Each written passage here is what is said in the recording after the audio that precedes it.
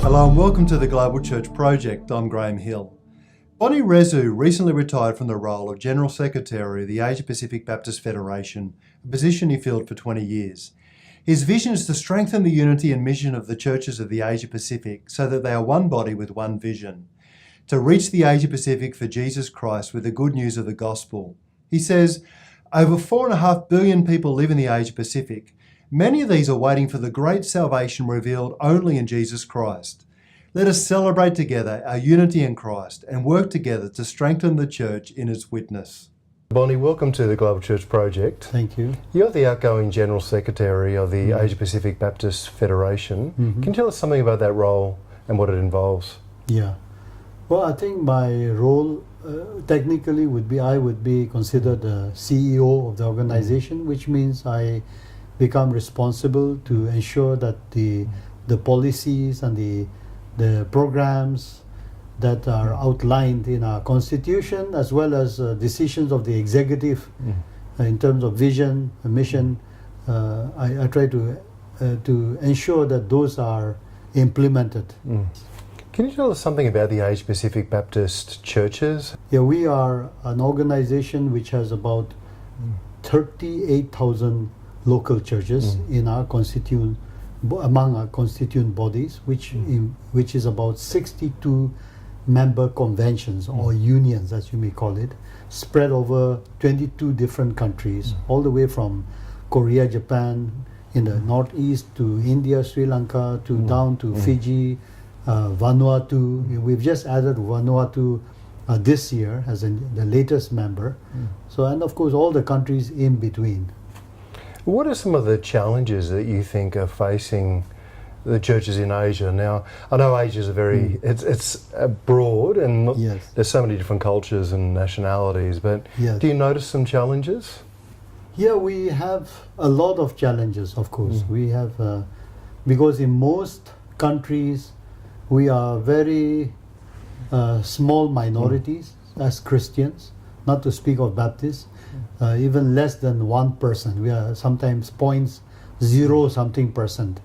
In some cases, it'll be larger in terms of minorities. So that's one challenge we have of being a minority, a very small minority, living in the midst of a lot of others who have different faiths and who necessarily may not be very understanding or friendly to our faith. So that's one big challenge, which brings in persecution also at times. Then, of course, if we may I think the challenges of finance are there. But I think the biggest challenge to me, according to me, I think is today the churches.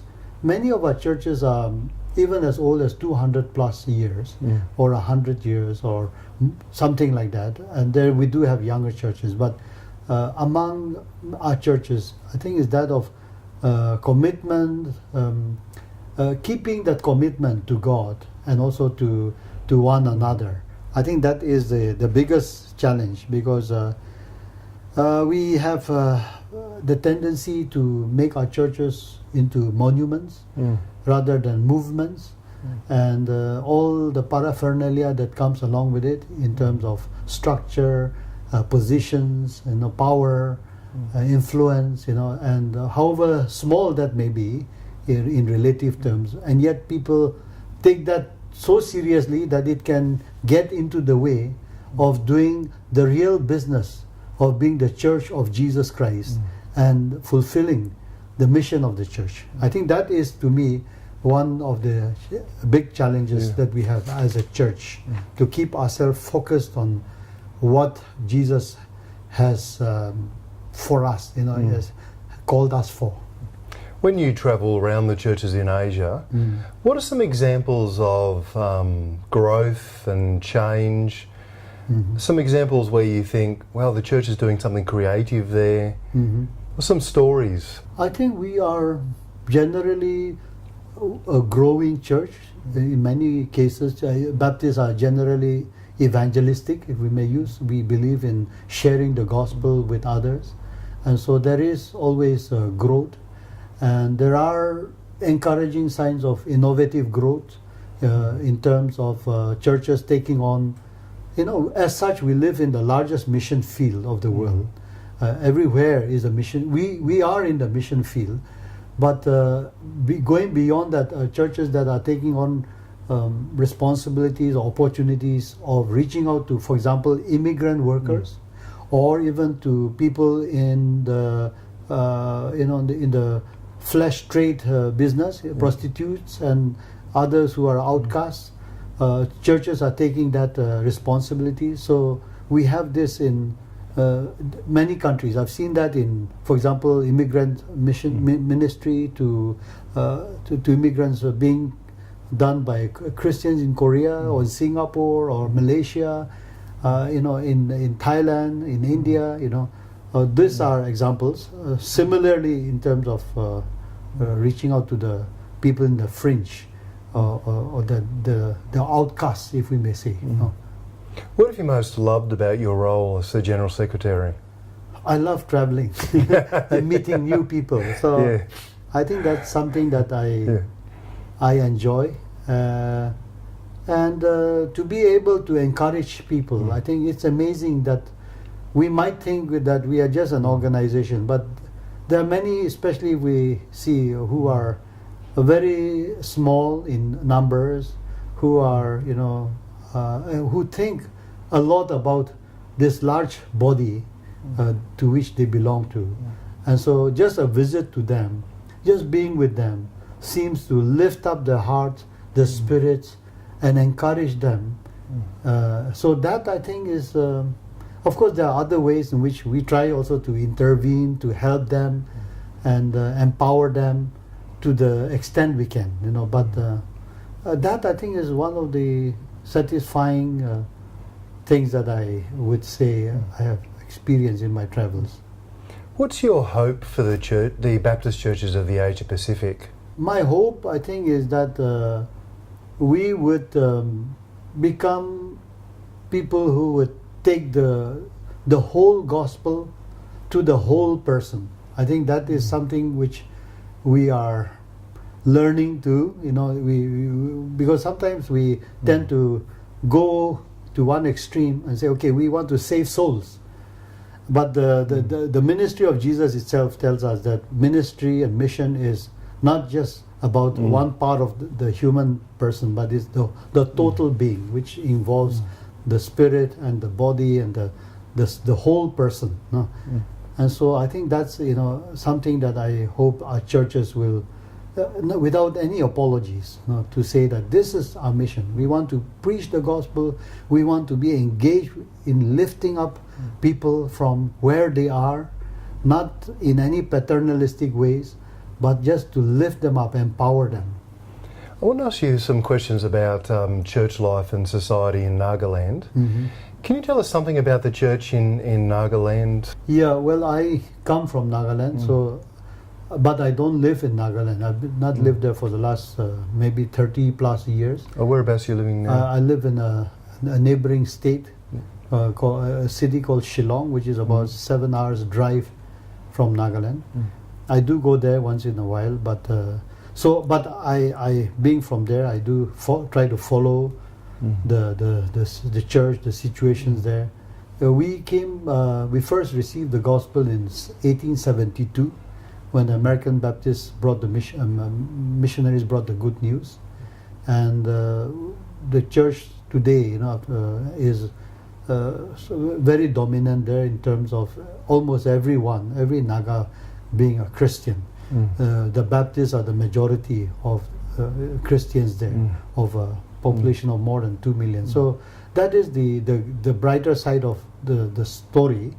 The other side of the story is the challenge of, once again, discipleship making, and I think that's one area where we need to do a little more, much more work on. Many of our churches are working on it, I believe, but sometimes we can be so focused on mission, for example, or on prayer, which with the charismatic influence. But how about discipleship making people, helping our members to be followers of Jesus in their everyday life? I think that is something which is a challenge. Maybe not just for us worldwide, but especially for us, because we are labeled as a Christian-dominated state, and so we have a responsibility to live out the faith, and the church has to. That is one of, we can otherwise be conformed to the world, the systems of the world. We interact with people who are not necessarily Christians, in the government level, in other levels, who bring in different values, which are totally different from our Christian value, in terms of ethics and corruption, which is widely known in many of our developing countries, and India being one of those. So we do have struggles and disappointments, with that, and we need to work on that, and we need the world to also pray for us, that we will get our act together, and we would be a witness, not in terms of just our mouth and preaching, but our hands and feet in living out the gospel. I think that is one of our big challenges, and the church is continually working on that, and we need to do a lot more work on that. Yeah. How do Nagas feel about their relationship with India? Well, I think that's a historical thing. Yeah.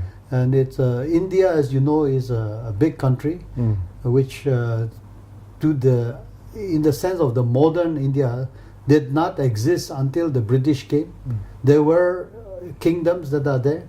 And so the modern India is a new concept which was brought in by the British, I would say.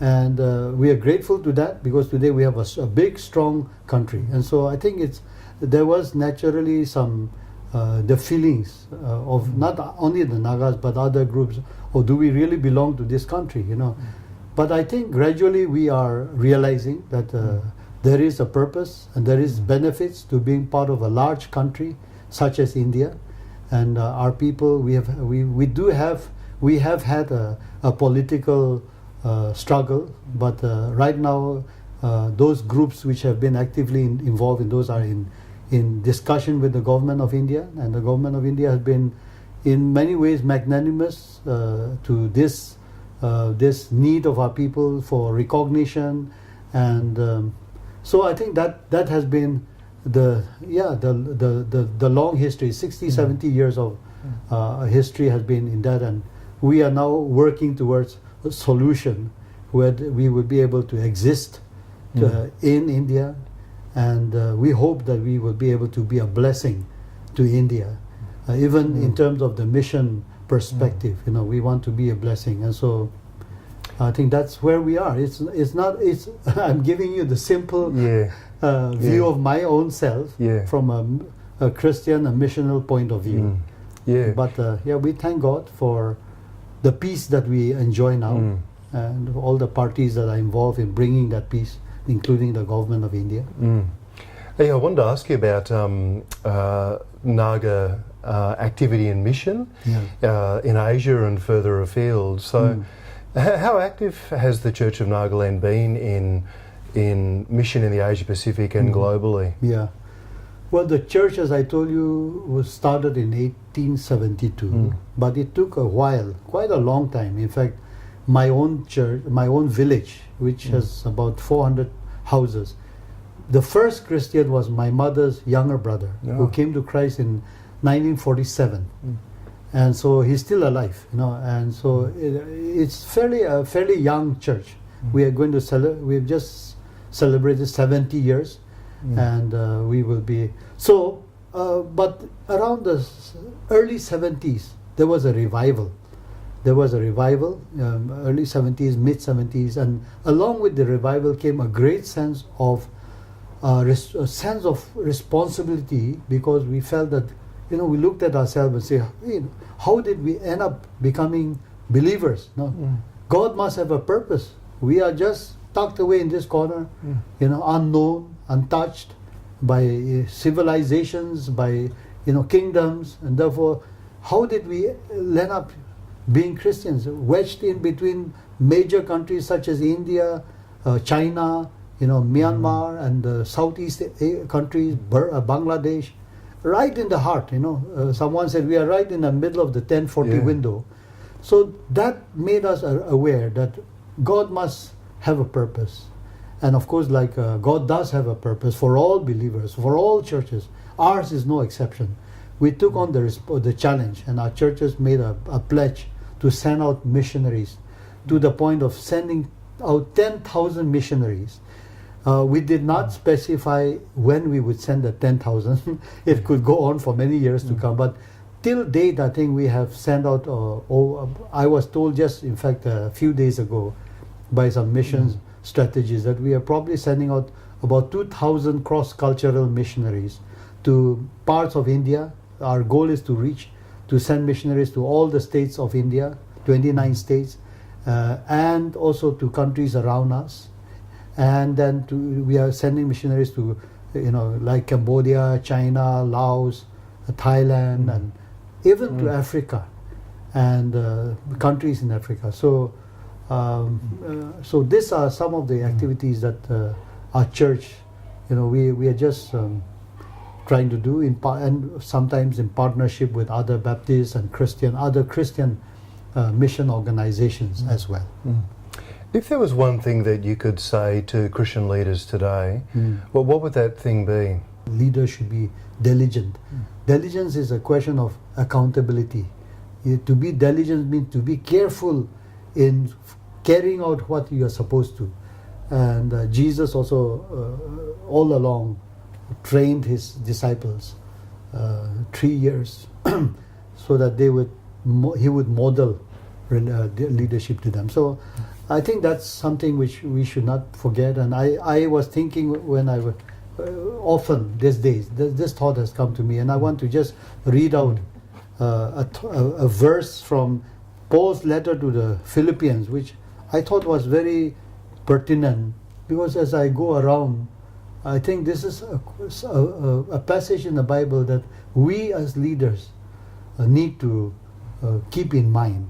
And it says here, if I may say here, read here, let nothing be done through selfish ambition or conceit, but in lowliness of mind, let each esteem others better than himself. Let each of you look out not only for their own interests, but also for the interests of others. I think this is a message I think we need as Christian leaders to follow and to model to our congregations and to our constituents. Because as we grow older as churches and become institutions, we forget that we are not supposed to be institutions. We are supposed to be movements. We are supposed to be men and women of God. And that has to be, this passage reminds leaders, but I think this is what leaders have to be, and for all Christians as well. Bonny Resu, thank you for joining us at the Global Church Project. Thank you. The Global Church Project is located at www.theglobalchurchproject.com. On our website you'll find a wide range of interviews and resources for colleges, universities and churches. I look forward to your company next time. From me, goodbye.